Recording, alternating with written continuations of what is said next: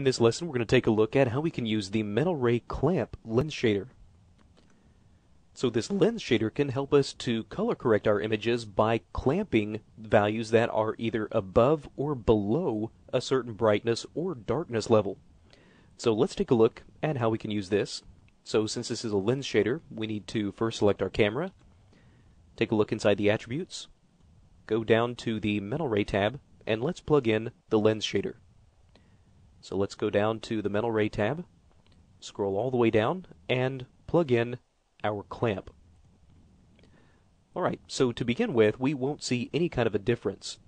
And by default, both the floor and the ceiling are set to 0, which means they both have no effect. So if I were to set the ceiling, though, all the way to 1, this is really what we would want to start with. The color values that run from 0 to 1. 0 being the absolute darkest parts of our image, 1 being the absolute brightest parts of our image. And then the different values in between would be these other various luminance values. So with this set to a value of 0 to 1, we should see no difference. If I were to save this and render for comparison, and you can see that's exactly the case that we have. So let's start to make some adjustments to this. If we were to start with the floor, as I mentioned, refers to the darkest portions of our image.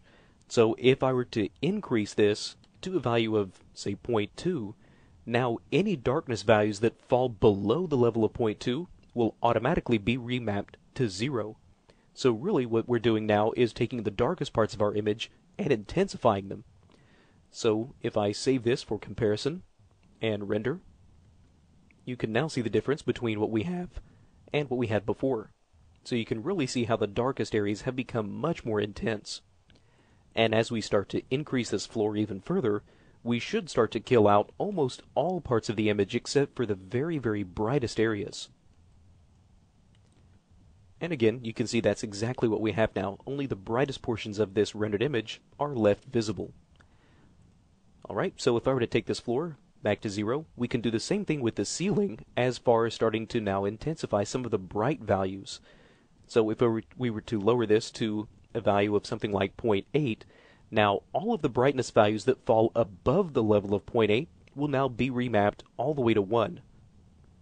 So what we should see now is an effect of much, much stronger, brighter colors.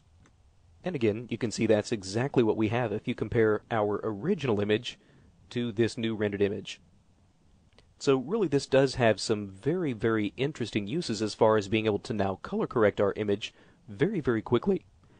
Now we can also come back and start to mark the areas that fall above or outside of this particular ceiling or floor limit. So if I were to turn on the luminance checkbox, and if I were to set the ceiling color to something that is easily discernible, let's say something like a medium red color, what this will now do is mark any colors that fall outside of this range of 0 to 0.8 and mark those as red. And this now gives us a much, much easier way to visually see which portions of our image have been canceled out and crushed down to this particular value. Now we could do the same thing with the floor. If I would take the ceiling back to 1, and let's start to give this floor some kind of a color. And if I were to adjust this